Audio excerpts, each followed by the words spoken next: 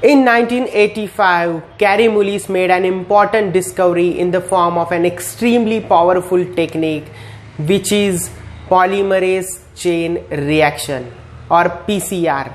That is what we are going to study in this lecture in detail, and the steps involved in the PCR in detail.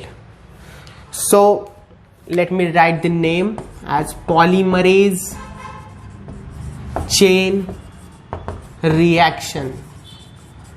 Polymerase chain reaction or PCR, which is widely used in the forensic laboratories for the detection of DNA fragment, or for the detection of the or identification of the whatever the scene has happened, and for the detection of the criminal and for identification of the criminal. This PCR technique is vastly used, and it has wide applications in the forensic science or forensic laboratories also.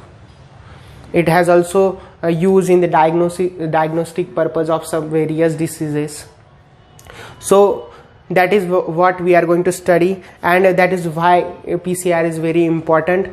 PCR also used, mainly PCR is done for the gene amplification. So suppose we have one copy of DNA, so that is what our limit is. We have only one copy of DNA, so we cannot do all the experiment with the one copy because we only have limited amount of sample. Okay, so what we do in PCR is that we make multiple copies of this DNA. So from one DNA molecule we will get thousands of DNA molecules.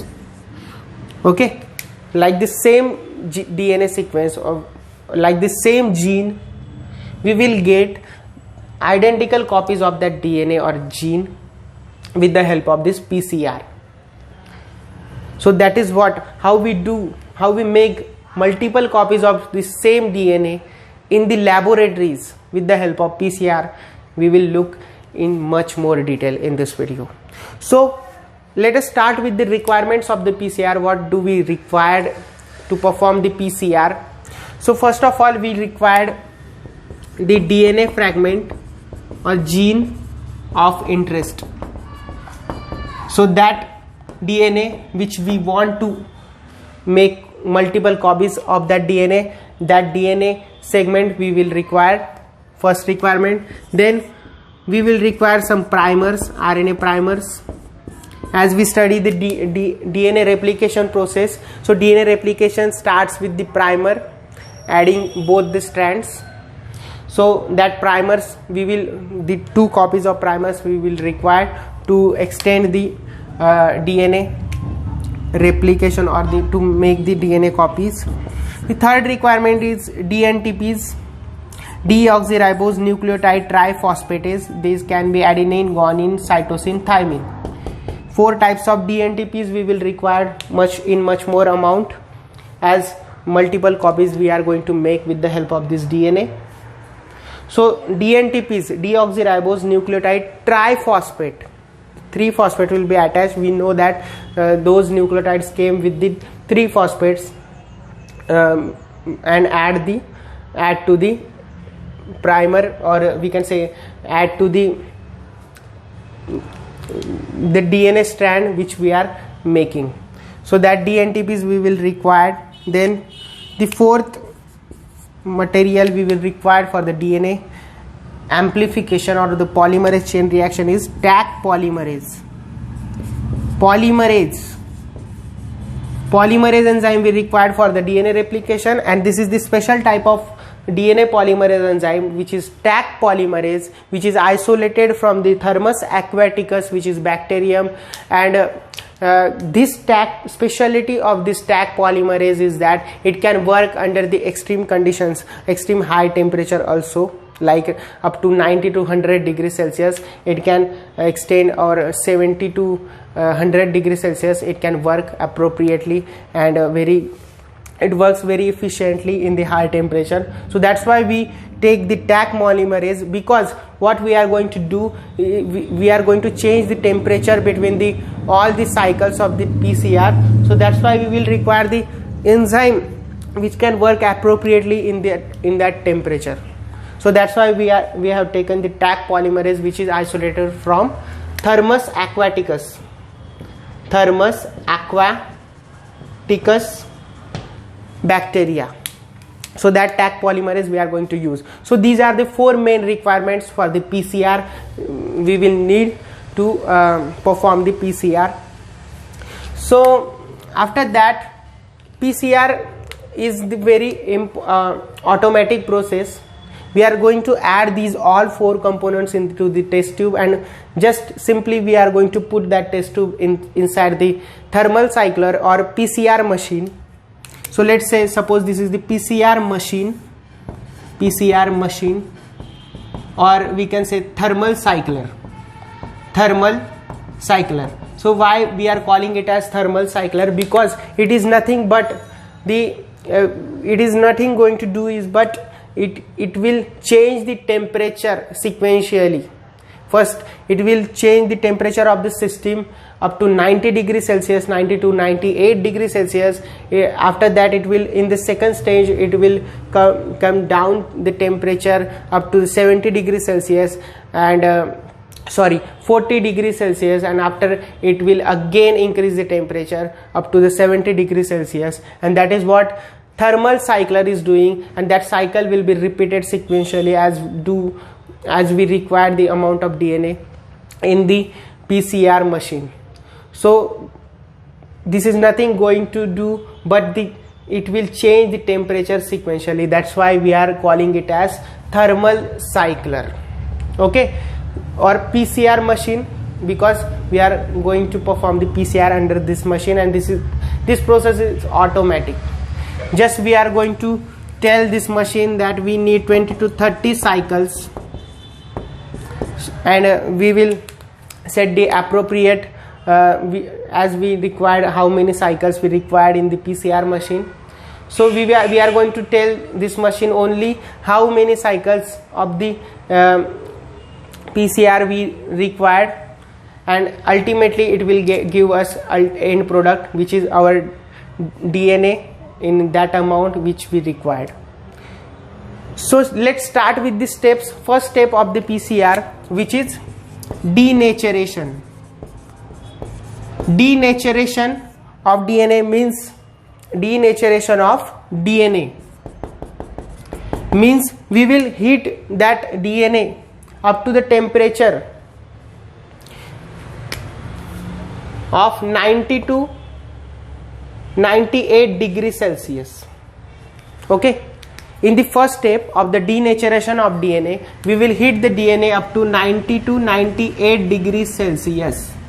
So in that temperature, these DNA strands will get separated. Suppose this is our gene of interest. So as we heat this DNA up to the 98 degrees Celsius, it will both the strands will be get separated, and that is what DNA denaturation. DNA denaturation means both the strands will be get separated, because these hydrogen bonds present in the between the two, or we can say in the two nitrogen bases, those hydrogen bonds will get break at this temperature, and both the strands will get separated in the first step of denaturation of the DNA. So what is this system temperature? Suppose we have this test tube, inside all the 4 components we have put. So at the first stage, all the DNA fragments will get separated, will get denatured, because the system temperature will be 90 to 98 degrees Celsius. In the second stage is known as annealing. Annealing. What does it mean by annealing? This temperature will came down as much up to 40 to 60 degrees Celsius. 40 to 60 degrees Celsius, so that the primers, we know DNA replication is start with the primers. Primers will be added to both the separated strands. As from those primers, the Taq polymerase is going to extend, or we can say start synthesizing the new strand of the DNA. So in the second stage, annealing will be happen at the temperature of the system automatically come down up to 40 to 60 degrees Celsius, and this annealing process will be done by adding the primer of the both strands, so that from that primer DNA strand will be extended and new strand will be synthesized, as we have studied in the DNA replication process. After that, in the third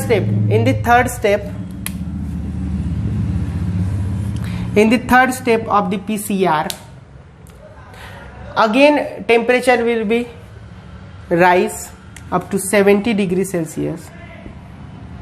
Let me see the temperature for, yes, up to 70 to 72 degrees Celsius temperature will be increased. Okay, and what will happen at this temperature? This temperature is sufficient for the Taq polymerase enzyme to add all the DNTPs to form a new strand of the DNA, like this. At the 70 to 72 degrees Celsius temperature, the new strand will be synthesized from that primer by the Taq polymerase enzyme inside the system at the 70 degrees Celsius. So these are the three steps which will be repeated again and again. The first cycle, second cycle. After making of both the strands, so after first cycle we have two fragments of the DNA from one fragment. So this is the first cycle. After getting the two fragments of the DNA or the gene, the temperature will again rise to 90 degrees Celsius, 90 to 98 degrees Celsius, and both the strands of the DNA, will be get separated as earlier in the first step. So after we will get like this, both the strands will get separated like this, because the temperature will rise again automatically. Suppose we have 20 cycles, we need 20 cycles of the DNA of the PCR. So again this temperature will rise to 90 degrees Celsius, 90 to 98 degrees Celsius. Both the strands will get separated. Then it again came down to 40 to 60 degrees Celsius. Both the primers will get attached like this. Again it will rise to 70 to 72 degrees Celsius. Both the Taq polymerase will extend the primer extended. Third step is known as primer extension will be happen. Means a new strand will get synthesized from that primer at 70 degrees Celsius. Again it will raise its temperature and we will get 4 copies of DNA, 8 copies of DNA in the third cycle, and so on. Right? As cycles repeated sequentially, we will get multiple copies of DNA in that PCR machine. After that we will isolate that gene of interest. We will electrophorese it in the electrophoresis chamber. We will isolate our whatever target DNA, and we can use it as for our experiment purpose or for match that DNA fragment to the whoever was the victim, or we can say we can match that DNA sample with the person which is suspect. Okay, so that is what PCR is all about, and that is what all steps are involved in the PCR machine. I hope I have covered all the steps and all the requirements of the PCR technique.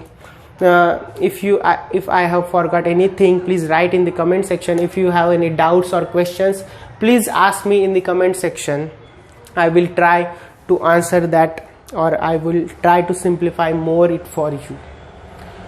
Okay, if you like this video, please hit the like button and subscribe to our channel and share this video to your friends. Thank you so much.